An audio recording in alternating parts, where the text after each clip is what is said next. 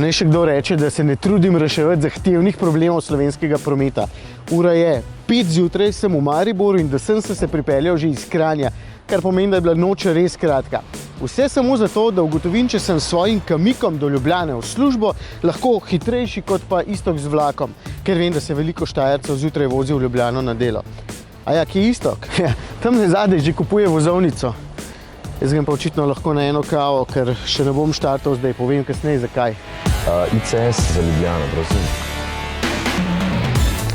Ker je težko zadovoljiti vsem željam in potrebam, ker nekateri začnejo službo ob 7, drugi ob 9 in tako naprej, sem si zadal cilj, da moram biti sam v službi, ki je v neposredni bližini železniške postaje ob 8. Torej moja edina izbira, če nočem ostati sred noči, ta, da grem na vlak z odhodom ob 5:45.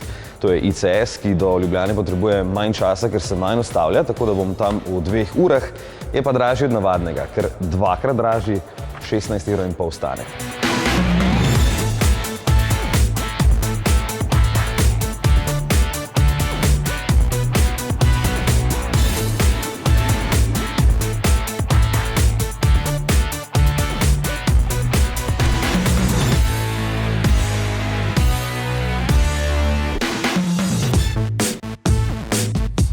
Danes pa smo zgodaj začeli. Evo, sem že na pol poti, pa je šele sedaj dovolj svetlo postalo, da se dejansko normalno vidimo.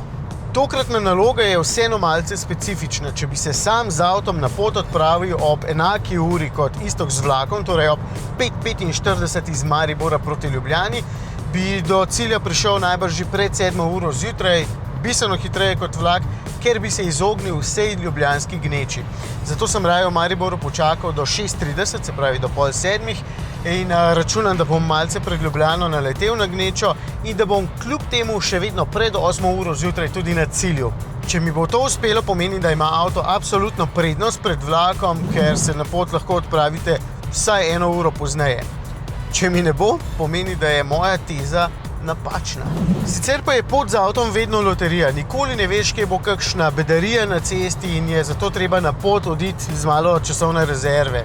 Sploh, če pada dež, ne daj sneg, potem vse stoji. Da hitreje čas mine in da ste bolj eko, lahko s sabo vzamete kakšnega potnika, sploh, če imate tako prostoren avto, kot ga imam jaz.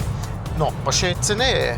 Ker sem sam, si lahko dam muziko na glas, DSG menjalnik skrbi, da je vedno izbrana prava prestava, radarski tempomat, da je varnostna razdalja prava, lane assist pa, da obstanem med pasovoma. Čeprav glavno nalogo za skrb vsega skupaj in za varnost imam še vedno jaz. Kamik je sicer čisto nov Škodin model, čeprav je po merah zelo podoben prejšnjemu Yetiju. Med temi malimi križanci je najbrž kar med najbolj prostornimi, samo pogledajte, koliko prostora imam dejansko nad glavo. In tukaj je gotovo tudi bolj tiho in mirno, kot pa na Iztokovem vlaku.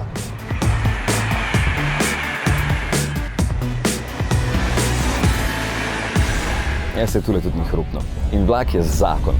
Tule lahko dejansko delaš, v avtu pač ne, ker moraš biti skoncentriran na vožnjo.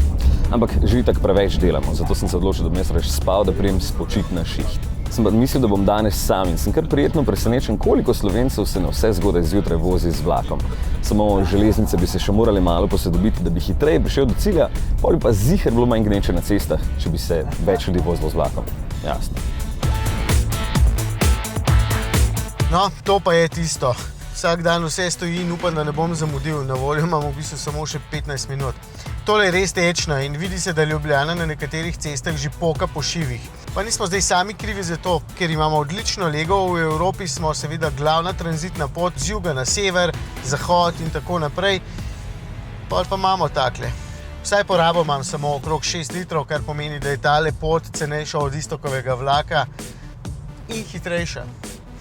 Upam.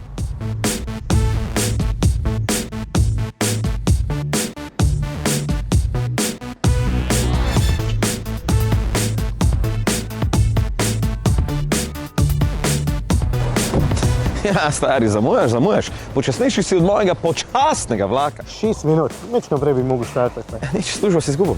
Vi pa bodite varni za volanom. Tule še odpravnina. Kaj boš imel? Prvi predal. Rahlo raben deodorant. Viš, kako veš, da si v Ljubljani. Gneča pa ful sonce sije. Ja, vidim, ful mi je vroče pa to.